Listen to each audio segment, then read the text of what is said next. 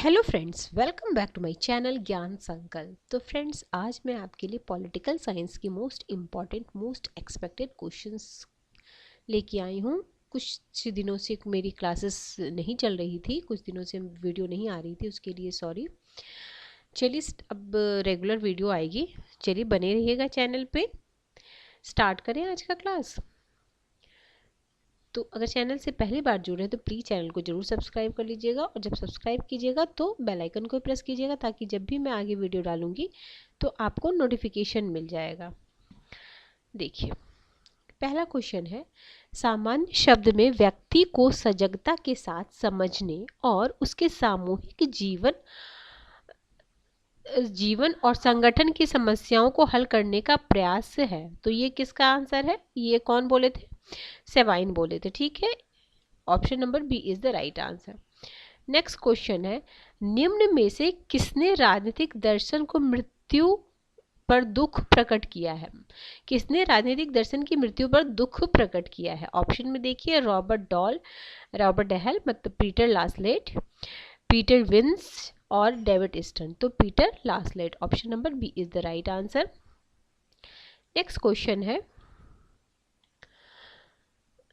नव उदारवाद, हाँ, इनकी जो बुक है लियो स्ट्रॉस की लेख है क्लासिकल पॉलिटिकल फिलॉसफी, और अल्फ्रेड कॉबन की है the decline of political theory. Robert Dahl की पॉलिटिकल थ्योरी में राजनीतिक सिद्धांत के पतन को स्पष्ट किया गया। ठीक है, उनके पॉलिटिकल थ्योरी में राजनीतिक पतन को स्पष्ट किया गया है।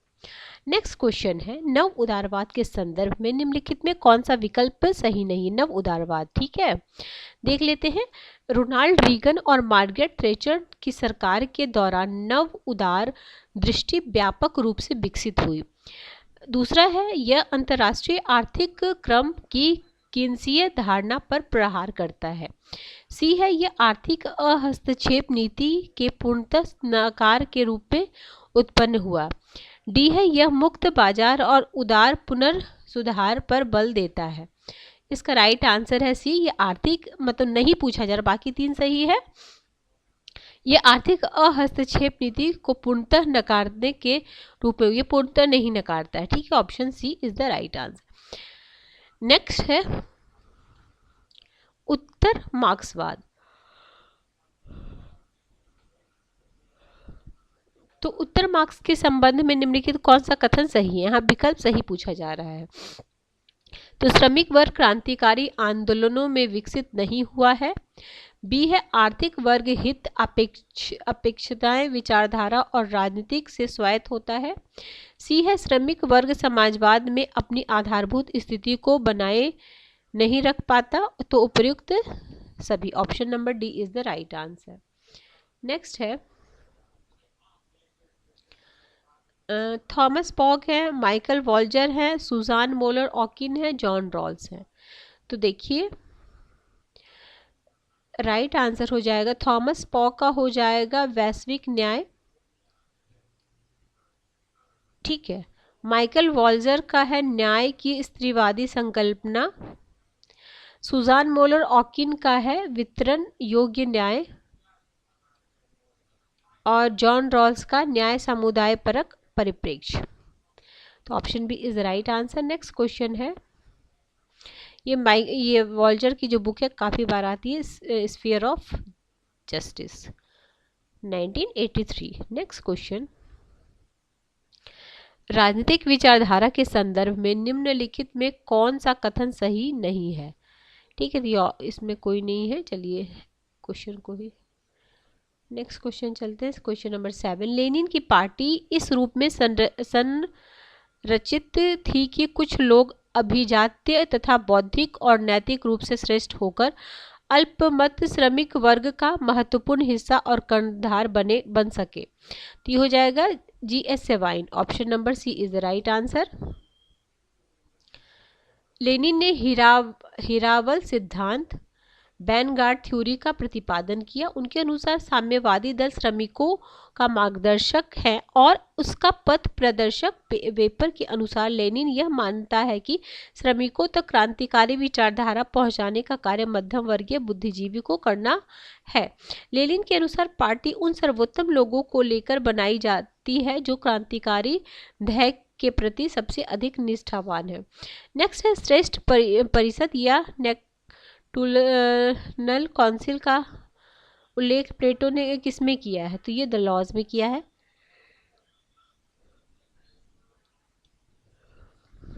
तो प्लेटो अपनी बुक द लॉज में करते हैं। लॉज के 12वें भाग में नेक्टुरल परिषद का उल्लेख है। इस परिषद की बैठक सदैव रात्रि में होती थी और यह संपूर्ण नगर के नैतिक जीवन का परीक्षण एवं नियंत्रण करता था। इस परिषद में जो है नेक्टुरल परिषद का निर्माण प्लेटो द्वारा वर्णित परामर्शदात्री परिषद, इसमें 37 सदस्यों में से 10 वरिष्ठ सदस्य मिलकर बनते थे। यह परिषद कानून से ऊपर तथा बहुत शक्तिशाली था। द लॉज कुल 12 भागों में विभाजित था। पहले 2 भाग में संगीत और नृत्य की शिक्षा, तीसरे भाग में राज्य के ऐतिहासिक विकास, चौथे भाग में राजनीति शास्त्र के आधारभूत सिद्धांत, 5वें से 8वें तक कानून, शासन, संचालन, पदाधिकारियों, जनसंख्या, शिक्षा पद्धति का वर्णन। ठीक है, चलिए नेक्स्ट चलते हैं। नेक्स्ट है अरस्तु के अनुसार संवैधानिक शासक की अपने प्रजाजनों पर सत्ता दासों के ऊपर स्वामी की सत्ता से नितांत भिन्न है।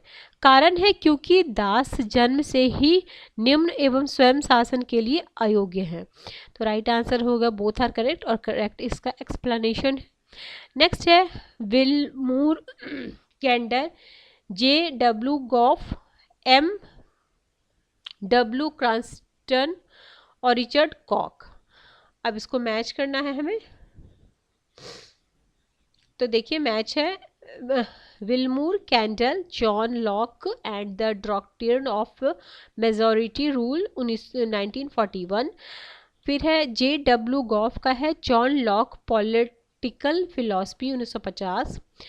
फिर क्रांस्टन का है जॉन लॉक अ बायोग्राफी। फिर है रिचर्ड कॉकस का है John Locke on war and peace 60। ठीक है, नेक्स्ट और भी है इम्पोर्टेंट बुक्स हैं, आप अगर देखना चाहो तो वीडियो को रोक के देख सकते हो। अगला निम्नलिखित में से किसके अनुसार विज्ञान निष्क्रिय जिज्ञासा का परिणाम है? दर्शन केवल बौद्धिक सजावट है, शिष्ट जीवन की सुखी सुविधा चमकीले रंगीन फीते हैं। तो ये रूसो का है। एक बार मैं फिर से इस कथन को बोलती हूँ। देखो, विज्ञान निष्क्रिय जिज्ञासा का परिणाम है। उन्होंने उस प्रतियोगिता में भाग लिया था ना जिसमें विज्ञान को या बोले थे कि वो मतलब क्या बोलते हैं क्या था मुझे याद नहीं आ रहा। हाँ, ये है था ना इनका निबंध का नाम, विज्ञान तथा कला की प्रगति ने नैतिकता को शुद्ध किया या भ्रष्ट किया। ठीक है, ये उनकी थे। तो उसी पे आपको रिलेट करके याद रखना, विज्ञान निष्क्रिय जिज्ञासा का परिणाम है, दर्शन केवल बौद्धिक सजावट है। ठीक है, नेक्स्ट क्वेश्चन है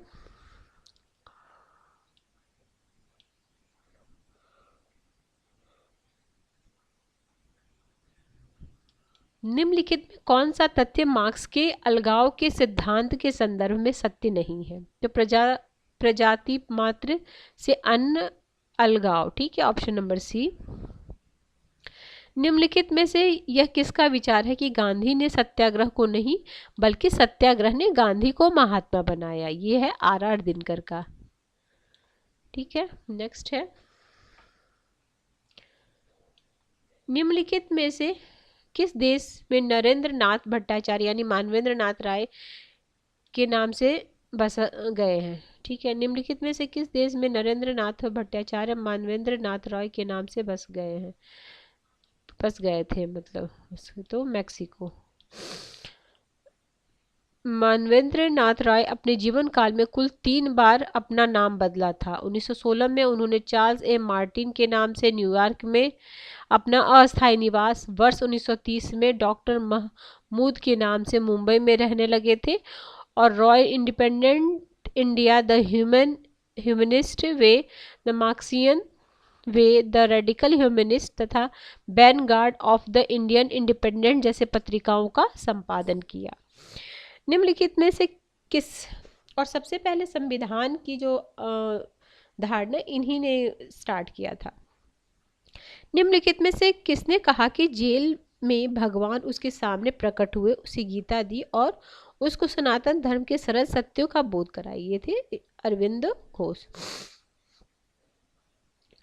इनकी ये बुक आती है a legend and a symbol, the life of divine, the synthesis of yoga, the human cycle, the secret of Vedas. ठीक है, नेक्स्ट चलते हैं।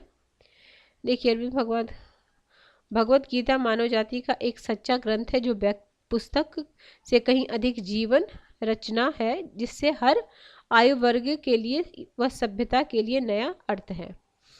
अगला, तुलनात्मक राजनीति किसका अध्ययन करता है? तो संस्था और कार्य का, सब प्रकार के राजनीतिक गतिविधियों का, सरकारी एवं गैर सरकारी समस्त राजनीतिक घटनाओं का। ठीक है, तो इसका ये सी हो जाना चाहिए। क्या है देखिए, अच्छा बी है, एक मिनट ऑप्शन फिर से पढ़ लेते हैं। हाँ ठीक है, तो बी ही ना होगा, इसमें सब आ जाएगा, सॉरी।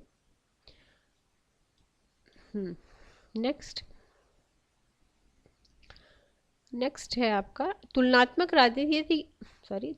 राजनीति के अध्ययन में निम्नलिखित उपागमों की उत्पत्ति का सही क्रम बताइए। तो सबसे पहले हो जाएगा आपका दार्शनिक उपागम, फिर व्यवहारवादी उपागम, फिर व्यवस्था, फिर नव संस्थात्मक उपागम। तो आप इसको लास्ट पे रख सकते थे, तो अब दो में कंफ्यूजन होता ये और ये में। ठीक है, इसका right answer option number B. देखिए दार्शनिक उपागम है, फिर व्यवहारवादी उपागम, व्यवस्था, फिर नव संस्थात्मक उपागम। नेक्स्ट है, निम्नलिखित में नीचे दिए कोड का सही चयन कीजिए। हित समूहीकरण, हित अभिव्यक्तिकरण, राजनीतिक संचार, राजनीतिक सामाजिकरण तथा भर्ती। तो सबसे हो जाएगा राजनीतिक सामाजिकरण तथा भर्ती, हित अभिव्यक्तिकरण, हित समूहीकरण, राजनीतिक संचार। तो ऑप्शन डी। वे समाजशास्त्री जिन्होंने ग्रेलवेल आलमंड के रचनात्मक प्रकारात्मक को प्रभावित किया था। तो किसने प्रभावित किया था? वे थे आपके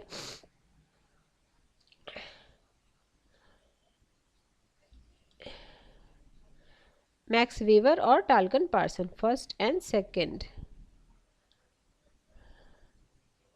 ठीक है, मैक्स वेबर और टाल्कन पार्सन नामक दो प्रमुख समाजशास्त्री। टाल्कन पार्सन ने आलमंड के पूर्व संरचनात्मक प्रकार की अवधारणा दी।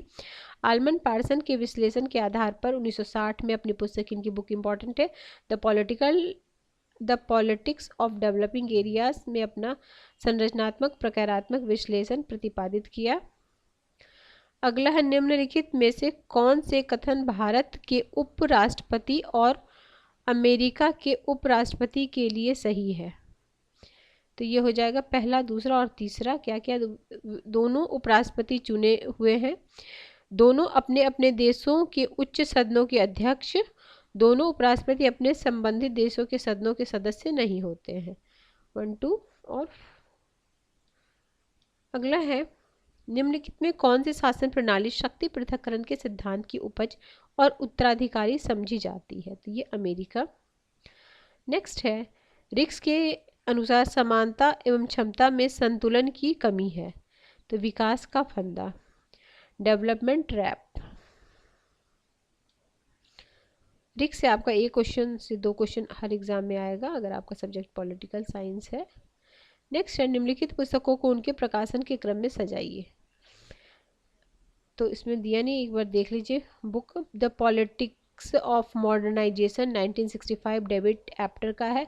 कैपिटल,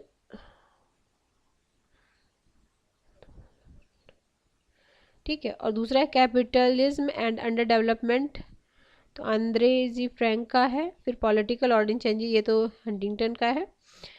और how Europe under development Africa, ये है वॉल्टर रॉडनी का। निम्नलिखित में संयुक्त राष्ट्र संघ के संविधान के किस अनुच्छेद द्वारा राष्ट्रपति को कार्यकारी शक्ति दी गई है? तो यह है अनुच्छेद 2। नेक्स्ट है कूट मिलाना है। दो सदनों की समान शक्ति, उच्च सदन निम्न सदन की अपेक्षा अधिक शक्ति संपन्न, निम्न सदन उच्च सदन की तुलना में अधिक शक्ति संपन्न। तो देखिए सबसे दोनों सदनों की समान शक्ति है स्विट्जरलैंड। उच्च सदन यानी सीनेट ज़्यादा है, उच्च सदन निम्न सदन की अपेक्षा अधिक शक्तिशाली यानी सीनेट वहाँ ज़्यादा पावरफुल है। यहाँ निम्न सदन भारत में है और नेशनल असेंबली में सरकार गिरा सकती है। नेक्स्ट है 26, निम्नलिखित पर विचार कीजिए। ठीक है, ये निम्नलिखित में किस संवैधानिक प्रणाली में के भाग हैं? तो अमेरिकी राजनीतिक पॉकेट वीटो, संघीय विधायिका को राष्ट्रपति का संदेश, गुट प्रणाली और कोस्ट पद्धति, पिजियन हॉल। नेक्स्ट है 27, निम्नलिखित में कौन से पूर्व ब्रिटानी प्रधानमंत्री लेबर पार्टी के थे? तो हेराल्ड विल्सन और टोनी ब्लेयर। नेक्स्ट है अमेरिका के उच्चतम न्यायालय सुप्रीम कोर्ट के न्यायाधीश अपने पद पर कब तक बने रहेंगे? तो ये रहेंगे मृत्यु होने तथा त्यागपत्र दिए जाने अथवा कांग्रेस द्वारा हटाए जाने तक। नेक्स्ट है निम्नलिखित में कौन से संघीय न्यायालय को राज्य द्वारा अथवा संघ के संगठन एकक द्वारा पारित विधियों को तो अवैध घोषित करने का अधिकार पर संघीय विधि को नहीं? ठीक है, तो इसका राइट आंसर हो जाएगा 29 का right answer option number C, Swiss federal tribunal. Next है ब्रिटेन की संसद संप्रभु है, इंग्लैंड की महारानी नाममात्र राज्य प्रमुख होती है। तो इसका राइट आंसर दोनों सही है बट व्याख्या नहीं है, थोड़ा लंबा है कोटेशन किनका है। यदि भारत एक होना चाहता है और एक समान संस्कृति विकसित करना चाहता है तब यह समस्त भारतीयों का अनिवार्य कर्तव्य है कि हिंदी को अपनी भाषा के रूप में अपनाए। कोई भी भारतीय जो इस प्रस्ताव को नहीं मानता वो भारतीय कहलाने का अधिकारी नहीं है। तो बी आर अम्बेडकर। नेक्स्ट है निम्नलिखित में से किसने भारतीय समाज को राजनीतिक दृष्टि से अराजनीतिक समाज बताया है? तो यह है Rajni Kothari, option number A. Next है अरुणाचल प्रदेश, मिजोरम, नागालैंड और अच्छा ये 2014 के प्रधान, चलो इसको छोड़ो। आगे संविधान की विशेषता कहाँ कहाँ से क्या अवशिष्ट संगतियाँ हैं। राज्यसभा के सदस्यों का नामांकन एकल नागरिकता, तो एकल नागरिकता तो आपका ब्रिटेन से हो जाएगा। एक मिनट देखिए, न्यायिक पुनरीक्षण या मूल अधिकार अमेरिका है, एकल ब्रिटेन हो गया। राज्यसभा के सदस्यों का नामांकन आयरिश और अवशिष्ट शक्तियाँ कनाडा। निम्नलिखित में से किस अधिनियम में प्रांतीय विषयों को हस्तांतरित और आरक्षित विषयों में विभाजित किया गया है? तो ये है मॉन्टेग्यू चैम्सफोर्ड रिफॉर्म एक्ट 1999। ठीक है, नेक्स्ट है 36, निम्नलिखित में से किसने का भारतीय राजनीति में संत परक मुहावरे सेंटली एडियम्स? तो ये बोले थे मॉरिस जॉन्स। निम्नलिखित को कालक्रम में सजाना है। गुजरात का नवनिर्माण आंदोलन, राज्य के रूप में महाराष्ट्र की स्थापना, भारत में कम्युनिस्ट पार्टी का विभाजन, जनता पार्टी की स्थापना। तो पहले हो जाएगा महाराष्ट्र की स्थापना, भारत में कम्युनिस्ट पार्टी। देखिए मुंबई 1960 में भाषा के आधार पर 2 भागों में विभाजित, मराठी और फिर हो जाएगा, फिर है गुजरात का नवनिर्माण, कम्युनिस्ट पार्टी का विभाजन, फिर गुजरात का नवनिर्माण और जनता पार्टी की स्थापना। तो भ्रष्टाचार के खिलाफ 73-74 मध्य गुजरात नवनिर्माण आंदोलन। अगला निम्नलिखित में किसने सामाजिक आंदोलन को गैर पार्टी राजनीतिक दल के रूप में बताया है? तो यह है रजनी कोठारी। निम्नलिखित को क्रमशः नक्सल आंदोलन है। ठीक है, निम्नलिखित में को क्रम में सजा, नक्सल आंदोलन है, नर्मदा बचाओ आंदोलन है, सर्वोदय आंदोलन है, चिपको आंदोलन है। ठीक है, तो इसको हमें क्रम में सजाना है। तो देखते हैं, देखिए सर्वोदय आंदोलन, नक्सल आंदोलन, चिपको आंदोलन और नर्मदा आंदोलन। ठीक है, निर्भया मामले के बाद गठित न्यायमूर्ति JS वर्मा समिति का सदस्य निम्नलिखित में से कौन है? तो ये हो जाएगा आपका वो ऑप्शन नंबर बी। नेक्स्ट है। ठीक है फ्रेंड्स, तो आज इतना ही करते हैं, नेक्स्ट क्लास में आगे का करा दूँगी। चलिए मिलती हूँ मैं नेक्स्ट वीडियो में। Till then bye bye. कुछ काम आ गया फ्रेंड्स, तो मैं नेक्स्ट क्लास में आपका बचे हुए क्वेश्चन और एक्स्ट्रा क्वेश्चन भी करा दूँगी। चलिए मिलते हैं नेक्स्ट वीडियो में। Till then bye bye.